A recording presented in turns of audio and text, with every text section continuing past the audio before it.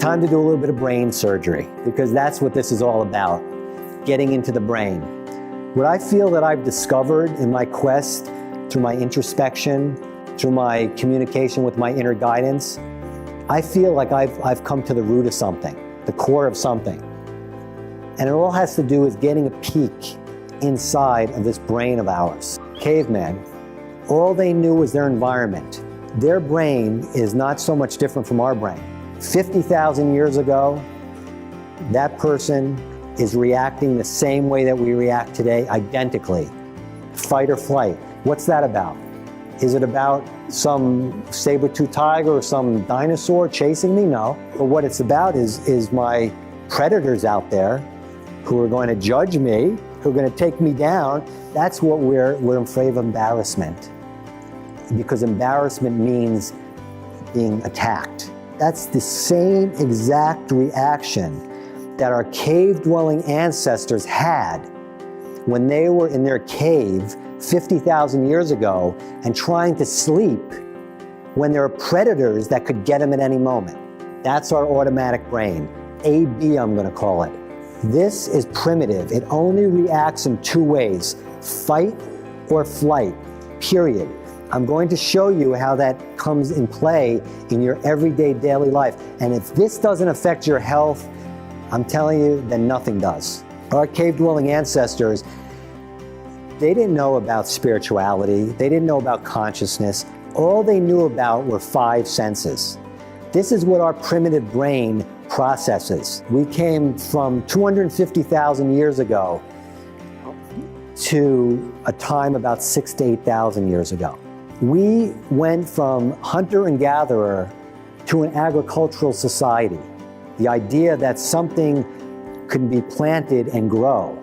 That is a thought process, a consciousness that was not part of primitive humankind. So something happened at the time of biblical creation.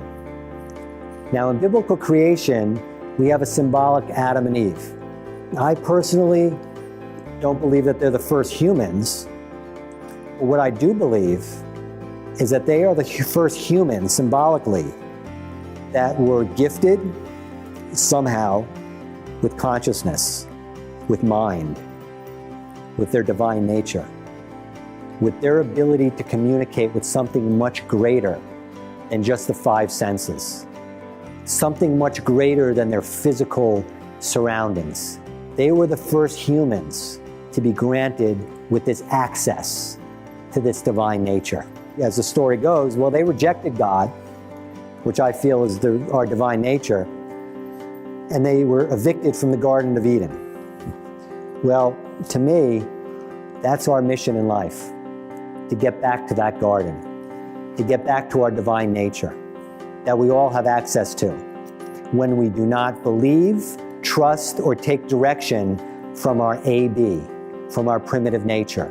I look at anxiety, panic, nervousness, anger, rage, anytime those appear, it always means that the switch has been flipped on and there's been danger, threat, or vulnerability that has caused a fight response. But what about the flight? Depression, withdrawal. I know what I've become an expert on. My brain. I'm not an expert on your brain. I'm not an expert on your brain. I'm an expert on my brain. So when I say that I'm not a psychologist or a psychiatrist, I look into my own brain and I say that I can guarantee you that if someone is depressed or if someone is diagnosed with bipolar, I can help them identify a trigger somewhere in their life that caused that.